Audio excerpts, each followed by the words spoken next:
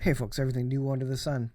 This is Matthew 24 again. If you watched my video this morning, you'll know that we read from Matthew 24, and it's all about wars, rumors of wars. And ye shall hear of wars and rumors of wars. See that ye not be troubled.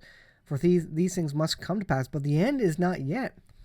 Skipping to verse 8, all these are the beginnings of sorrows. I suggest to you that we're in the beginnings of sorrows.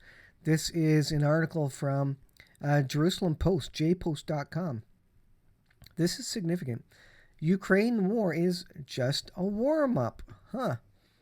Is that a hint as to what's to come? Is that a hint as to what maybe both sides are practicing for? You've probably heard many different preppers and channels speak of really a practice war in Ukraine, holding back weapons for the major war, nuclear weapons specifically, for what everybody knows is the big war between Russia, China, and United States, NATO. The war in Ukraine is a prelude to a greater military challenges to the U.S. in the near future. America is losing its competitive edge. Here's what U.S. Strategic Command Head said. This Ukraine crisis that we're in right now is just a warm-up, said Charles Richard, Admiral Charles Richard. The big one is coming, and it's going to be very long before. Let me reread that. It isn't going to be very long before we're going to get tested in ways that we haven't been tested in a long time. Now that is an interesting statement. It isn't going to be very long before we're tested in ways that we haven't been tested.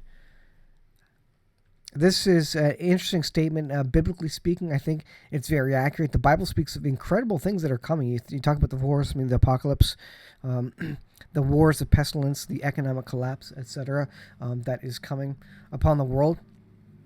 We will be tested in ways we haven't been tested, and he's saying haven't been tested in a long time, maybe since World War I, World War II.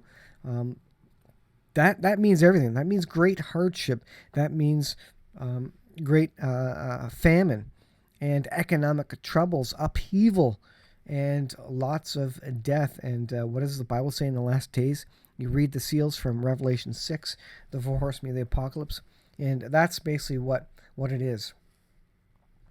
As I assess our level of deterrence against China, the ship is slowly sinking, he says. Richard warned that the U.S. was losing its nuclear deterrence against competitors like China and Russia. He says, as I assess the level of deterrence, a ship is slowly sinking. It is sinking slowly, but it is sinking, as fundamentally they are putting capability in the field faster than we are. Now, he's probably talking about, as an example, hypersonic missiles. And the U.S. is playing catch-up. They're testing hypersonic missiles right now in the U.S., but they're playing catch-up as fast as they can now to get on top of what Russia and China already has. Let's see this. China seeks to possess 1,000 deliverable warheads by the end of 2030. Russia intends to deploy 1,500 START treaty-limited warheads on delivery vehicles. You talk about the weapons race towards World War III. And if they're talking about these sort of numbers right now, you gotta imagine that these numbers are far out. They're not going to tell you exactly what they have, and if they tell you they're going to have something by 2030, they probably have it by 2020, 2025 already.